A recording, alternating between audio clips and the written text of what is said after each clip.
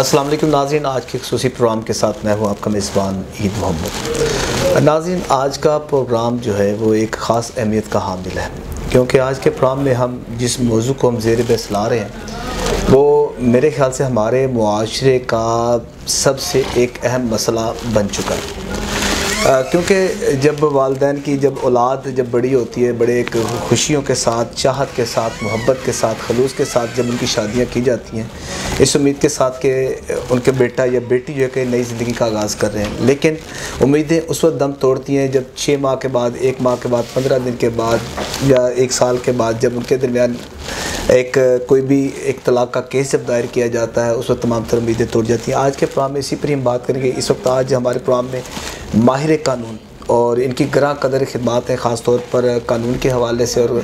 इनका एक मकसद ये है कि गरीब आवाम को, गरीब जितने भी हैं उनको बेलौस अपनी कानूनी माहिराना मशावरत भी देते हैं, बल्कि उनके लिए अपनी खिदमात भी पेश करते हैं। इस वक्त हमारे साथ मौजूद हैं उस्मान इम्तियाज़ भट्टी साहब, एडवोकेट हैं हाई कोर्ट के। इनसे उनका सर बहुत बहुत शुक्रिया सर, आपका आपने हमें सर टाइम दिया। जी वेलकम। अभी सर मैंने जिस तरह भी अपने इंट्रो में ही मैंने जिक्र किया है, ये हमारे मुआशरे का एक अलमिया भी बन चुका है, एक अहम मसला भी है सर। जी जी सर, ये तलाक़ की सबसे बड़ी वजूहात क्या है? बहुत शुक्रिया जी, आपने मुझे बात करने का मौका दिया, और मैं कोशिश करूँगा अपनी सारी गुफ्तगू में जो माशरे के तमाम मसाइल के साथ साथ उनका सलूशन भी मैं बताऊँ, ताकि जो इस पर कुछ कंट्रोल किया जा सके या कुछ कम किया जा सके। जो जहाँ तक तलाक़ के मामलात हैं, वो चूँकि हमारे कल्चर में ये हमारे माशरे में ये बहुत ही ज़्यादा बढ़ता जा रहा है ये मामला। अगर फ़िरोज़वाला कचहरी जहाँ मैं बैठा हूँ, जहाँ मेरा ऑफिस है, अगर मैं इसकी बात करूँ तो आलमोस्ट कोई 2000 के लगभग जो है वो 1 माह के अंदर 2000, बल्कि शायद 2000 का फिगर भी मैं बहुत पुराना आपको बता रहा हूँ, 2016-17 के अकॉर्डिंग, इससे भी कहीं ज़्यादा जो है वो तलाक़ के केसेस डेली बेसिस पे रूटीन में हमारे पास 100 के लगभग 80-90-100 डेली बेसिस पे जो है वो दायरगी में है, खुला तलाक़ से रिलेटेड है। अब अगर उसकी आप बात करें कि 100 केस कहाँ से आ जाता है छोटी सी तहसील में, अभी ये तहसील लेवल की कचहरी है, कोई मेगा सिटी नहीं है, कोई कैपिटल नहीं है, ये एक तहसील है ये। और यहाँ पे जो तलाक़ की सबसे जो बड़ी रेशो है, अगर मैं उसकी बात करूँ तो उसकी एक बहुत बड़ी वजह, सबसे पहले मैं बात करूँगा कि हमारे यहाँ जो सबसे पहले नंबर पे मैं जो इल्ज़ाम दूँगा तलाक़ का, वो है गुर्बत। अच्छा सर, सॉरी माज़रत के साथ आपकी मैं बात काट रहा हूँ। नाज़रीन, यहाँ पर आपको मैं बता दूँ, हमने सबसे पहले एक रिसर्च की थी इस प्रोग्राम को स्टार्ट करने से पहले कि हमने एक ऐसी तहसील या ऐसा एक एरिया हम सिलेक्ट करें जो एक मिडिल क्लास तबका हो, और उस हवाले से, क्योंकि अब जिस जगह ये मौजूद है ये है तहसील फ़िरोज़वाला, और फ़िरोज़वाला को हमने इसलिए सिलेक्ट किया क्योंकि यहाँ पर मसले मसाइल बहुत ज़्यादा, और ख़ास तौर पर तलाक़ के केसेस यहाँ पर बहुत ज़्यादा होते हैं। तो उस्मान इम्तियाज़ भट्टी साहब यहीं पर अपनी खिदमत सर अंजाम देते हैं। जी सर, अब आप कह रही हैं उनकी वजह से। जी, एक तो मेन इसका जो रीज़न है वो गुर्बत है, और गुर्बत के साथ साथ अगर मैं एक ही लफ्ज़ में अपनी तमाम जो है गुफ्तगू और अपने टॉपिक को अगर मैं एक ही फ़िक्रे में इसका खुलासा मैं बयान करूँ, तो अदम बर्दाश्त का जो लफ्ज़ है ना, वो आप उसको नशे की सूरत में ले आएँ, आप उसको गुस्से की सूरत में ले आएँ, आप उसको गुर्बत की सूरत में ले आएँ, आप किसी भी सूरत में उसको डिस्कस कर लें, जो वर्ड है अदम बर्दाश्त। और एक जो इसके साथ में वर्ड इस्तेमाल करूँगा वो है इमैच्योरिटी। जब भी मियाँ बीवी, मैं मियाँ बीवी को ही इसमें इल्ज़ाम देता हूँ तलाक़ के मामले में,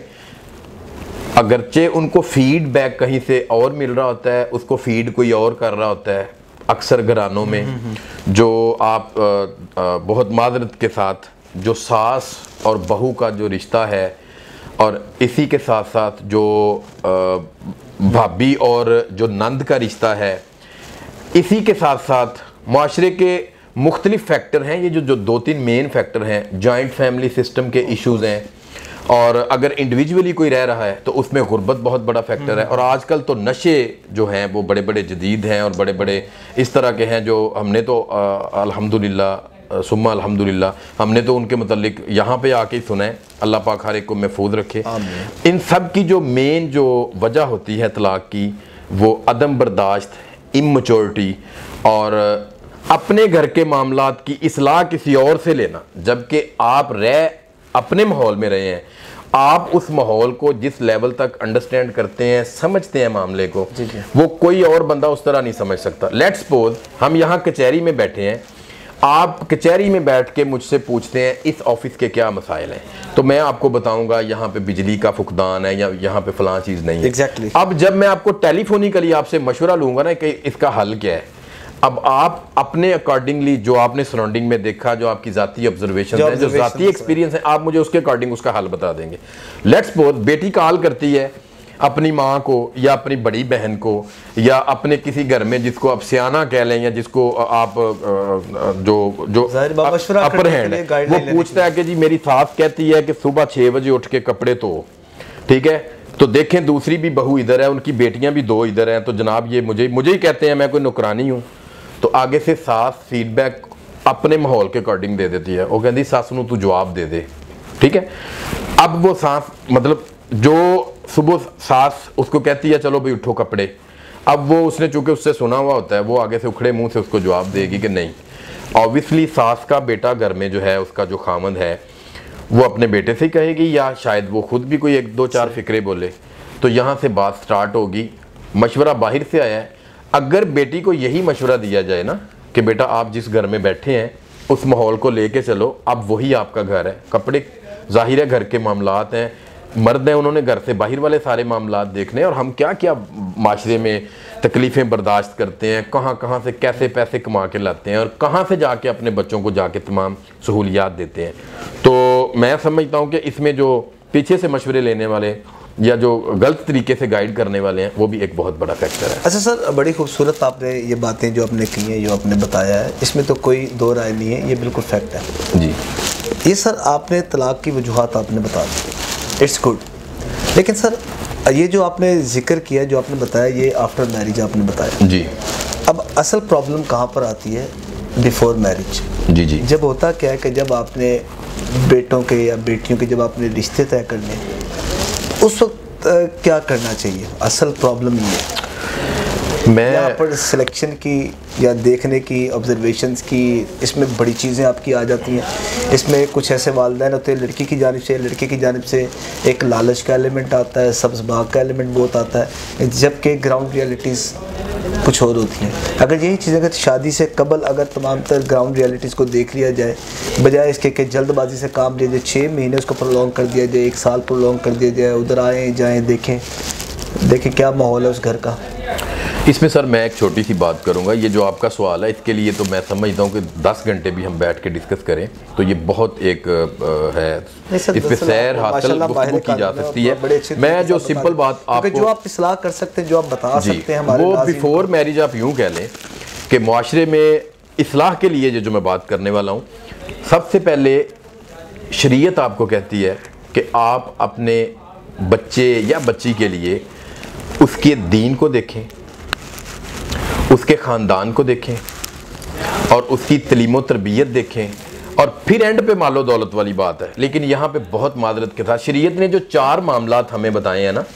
वो सबसे पहले है दीनदारी को देखना कि कौन कुरान व सुन्नत को देखता है, पढ़ता है, उस पर अमल दरामद करता है। दूसरे नंबर पे हसब नसब है, तीसरे नंबर पे तलीम व तरबियत है, और चौथे नंबर पे माल है। शरीयत कहती है कि जब रिश्ता देखें तो ये 4 चीज़ें बिल तरतीब चेक कर लें। बहुत माजरत के साथ हमारे यहाँ पहली तो तीनों ही नहीं है, और जो आखिरी है वो पैसा पे गड्डी किन्ने देनी है। रिश्ता करते हैं ना हमारे यहाँ बहुत माजरत के साथ, तो बेटियों वाले ये कोशिश करते हैं हमारा जो दामाद है वो 17वें स्केल का हो, गजटेड ऑफिसर हो जनाब, बच्ची को कोई तलीम दी है नहीं दी है, क्या उसका माजी कैसा है, उसको कैसे आपने सिखाया लिखाया पढ़ाया, क्या उसके पल्ले है, वो नहीं देखेंगे बिल्कुल। वो कहेंगे हमारा बच्चा कम से कम दामाद जो है ना वो एटलीस्ट जो है वो सरकारी जॉब करता हो और वो गजटेड ऑफिसर हो, 17वां स्केल अगर हो तो बड़ी बात है। अच्छा, दूसरी तरफ आ जाते हैं लड़के वाले। अब लड़के वालों की अगर आप बात करते हैं तो वो यहाँ पे ये नहीं देखते कि मेरा बेटा है वो अनपढ़ है, मेरा बेटा है वो डॉक्टर है, मेरा बेटा है वो कोई एडवोकेट है, जर्नलिस्ट है। सो अब होता क्या है, अब यहाँ पे हम ये लोग गलती करते हैं कि हम देखते हैं कि कौन सा फलां हमारा अजीज है या अपना है या बेगाना, जहाँ से सबसे पहले जो है गाड़ी, इस वक्त में जो दौरे हाजिर में जो इशू है कि गाड़ी वो दे रहे हैं जी, दे रहे हैं तो कौन सी दे रहे हैं, 500 700 1000 1500 की 2000 की बारात जाएगी तो मटन के साथ खाना कौन देगा, साडे खानदान साडा सिर उच्चा कौन करेगा। शादी रोज रोज नहीं होनी, इक्को बारी शादी, इक्को बारी होनी। अच्छा, इक्को बारी वाला जो मसला है वो अपने घर में वलीमा करके भी अपने ख्यालात का इजहार किया जा सकता है, लेकिन बड़ी मादरत के साथ यहाँ सारे चाह और सारा बर्डन और सारे मामला बेटी वालों को देख के किए जाते हैं। अच्छा, अब चूंकि भाई आपकी तरजीह ही वो नहीं थी कि घर बसाना है या अच्छी जनरेशन को पैदा करना है, पढ़े लिखी माँ पढ़ा लिखा बाप एक खूबसूरत इन्वायरमेंट को लेकर चलेंगे, लेकिन हमारा मकसद तो तब ये था ही नहीं, हमारी तरजीह ये थी ही नहीं। ऐसे लोग हैं जिनमें तरजीहात यही रखी जाती हैं कि अगर बेटी पढ़ी लिखी है तो पढ़ा लिखा बेटा मिल जाए, और अगर वो सोर्सेज कम या ज़्यादा हैं तो दोनों मिलजुल के खूबसूरती से एक तो अंडरस्टैंडिंग लेवल बड़ा बेहतरीन बन जाता है दोनों में, और दोनों काफ़ी ज़्यादा एहसन तरीके से सारे मामलात को लेके चलते हैं। तो मैं ये समझता हूँ इसमें जो मेजर इशू है ना यहाँ पे, वो पेरेंट्स की तरफ से अपनी तरजीहात का और रखना, दोनों पेरेंट्स की तरफ से, लड़की की तरफ से तरजीहात और रखना, और फिर उसके बाद तरजीहात के बाद शादी हो जाए तो फिर एक्सपेक्टेशंस और रखना। भाई एक्सपेक्टेशन तो आप तब रखें उससे, वो आपके रात को उठ के डेरे पे खाना नहीं भेज रही, चाय नहीं बना रही, भाई आपकी तरजीह ये नहीं थी। आपके बच्चे पैदा हुए हैं, वो आपके जो नस्ल आगे से बढ़ी है, बेटियां बेटे पैदा हुए हैं, वो जी उनको पढ़ाती नहीं है, कुरान पाक नहीं पढ़ाती, नमाज नहीं पढ़ती उठ के, या वो स्कूल का सबक नहीं उनसे सुन सकती, पूछ नहीं सकती। भाई पहले दिन तरजीह ये थी नहीं, तरजीह तो थी गाड़ी बंगला देवर पैसा तेला बरात किस तरह वो बिठाएंगे, भाई वो तो एक दिन हो गया, अब उसके बाद नस्ल को उसने लेके चलना है। तो ये जो हमारी बिफोर मैरिज तरजीहात हैं, जो एक ह्यूज एक जो मुनाफिकाना हमारा जो रविश है, वो भी एक बहुत बड़ी वजह बनती है ख़ानदान में चपकलच की, ख़ानदान में फिर वो जो आहिस्ता आहिस्ता फिर वो कुदूरत और दूरी की। नाज़रीन, ये आज मैं बड़े वसूख के साथ और बड़े ये दावे के साथ आज के प्रोग्राम में ये मैं बात कह सकता हूँ कि जो वालिदैन जिन्होंने अपने बच्चियों के आगे नई ज़िंदगी का उन्होंने आगाज़ करना है, अगर वो ये प्रोग्राम देख लें तो मैं ये यकीन और दावे के साथ कहता हूँ कि वो जो असल हक़ाइक़ है ना वो बिल्कुल सामने आ जाएंगे। और डॉक्टर साहब ने, मैं कहता हूँ he is one of the great person, जो बड़े खूबसूरत अंदाज में सिर्फ 4 फ़िक्रों में नहीं 4 अल्फाज में ही बयान कर दिया है कि जब अगर आपने रिश्ता अगर तय करना है तो आपने सिर्फ ये 4 चीज़ों को देख लें लड़की वाले, तो फिर समझ लें कि उनकी ज़िंदगी जो ना कभी भी उस बच्ची की ज़िंदगी ना तो ख़राब होगी बल्कि एक कामयाब ज़िंदगी का वो आगाज़ करेगी। रिश्ता करने से पहले दीन का नाम लिया, हसब नसब का नाम लिया, तालीम और तरबियत का नाम लिया, उसके बाद उनके फ़ाइनेंशियल स्टेटस। बड़ी अच्छी बड़ी खूबसूरत गुफ्तगू। और इसी तरह जो दूसरी जानिब भट्टी साहब ने जो गुफ्तगू की, ख़ास तौर पर लड़कों की जानिब से, जब वो लड़कों के रिश्ते करते हैं वो लड़कियों से क्या डिमांड करते हैं, लड़की वालों से क्या डिमांड करते हैं, ये वो असल हकीकत आज के प्रोग्राम में इन्होंने बयान की है। अच्छा डॉक्टर साहब, इन दी एंड आखिरी सवाल मेरा आपसे ये होगा, आप वालिदैन को क्या नसीहत करते हैं? सर मैं तो अपना जो नाक़िस इल्म है उसके अकॉर्डिंग और जो मेरी यहाँ पे प्रैक्टिस है उसके अकॉर्डिंग मैं सिर्फ एक मशवरा दूंगा। जब भी आपकी बेटी आपसे कभी कॉल करके किसी भी टॉपिक पे आपसे कोई डिस्कस करना चाहे, वेरी फर्स्ट डे अपनी बेटी को मना कर दें कि बेटा जो आपके घर की बात है वो आपने मुझसे या किसी भी अपने बगाने से शेयर नहीं करना। एक तो जो छोटी छोटी शिकायतें हैं वो उधर ही दम तोड़ जाएंगी। जो बिला वजह ही औरत कॉल करती है, पैकेज आजकल सस्ते हैं, वो कॉल करके अम्मी जी ए हो गया जी, या बड़ी आपी जान ये हो गया है, या फलां, वो चूँकि उनके फैमिली के साथ इमोशंस होते हैं। जब बेटी कॉल करती है, बाप को करे या माँ को करे या बड़े भाई को या बहन को या घर में किसी को भी, तो ऑब्वियसली वो उनकी बेटी है, उन्होंने किसी और फीलिंग से लेना है कि चूंकि हमारी लाडली बेटी है वो जी जी, तो उसको सास ने कह दिया सुबह जल्दी उठ, या मतलब उसने कह दिया कि तू सफाइयाँ कर या तू मतलब ये कर, तो हमारी बेटी तो घर में ये नहीं थी करती। भाई ये चीज़ें आपने पहले देखनी है पेरेंट्स ने। अगर आपकी बेटी घर में पहले नहीं थी ना करती, तो रिश्ता करने से पहले देखें कि वहाँ पे कोई सफाई वाला नौकर मुलाजम है। अगर तो ऐसे लोग, अगर नहीं तो उसकी तरबियत करें आप प्रॉपर, और अगर तरबियत नहीं की और उसकी शादी ऐसी जगह पे कर दी है, फिर उसको कहें बेटा उस इन्वायरमेंट में हमने आपको भेजा है, वहाँ पे आपने सर्वाइव करना है। और हमने जो अपने बड़ों के मुंह से सुना है कि पुत्र तेनों इथों रुखसत करन लगे हैं, तेरी डोली इथों चली तो तेरा जनाजा उथों आवे, यानी कि घर आबाद करना है किसी भी सूरत को। नंबर 1 जो बात है कि बेटी अगर कॉल करके कोई सजेशन पुट करे या कोई सवाल पुट करे, तो वालिदैन या जो भी आगे से जो गाइड करने वाला है उसको ये चाहिए कि कोशिश ये करे कि बेटी को आहिस्ता आहिस्ता इस नहज पे, इस लेवल पे ले आए कि बेटा आपने हमें नहीं बताना, आपके घर के मामलात है, मेरी बेटी उधर इसको टैकल करो। हाँ, ऐसा भी नहीं मैं कहता आपको कि बेटी उधर पिसे और मर जाए। अगर कोई ऐसा हीनियस मामला है जो काबिल बर्दाश्त नहीं है, जिसके साथ आप जिंदा नहीं रह पाएंगे, या जिसके मुताबिक आपकी इज्जत नफ्स मजरू हो रही है,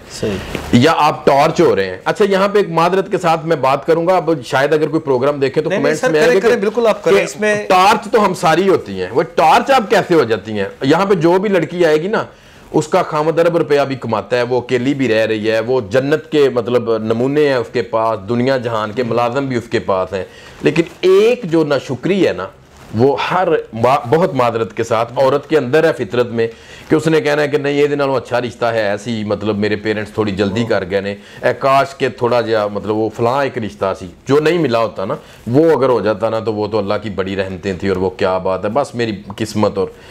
इसीलिए अहादीस का भी मफहूम है कि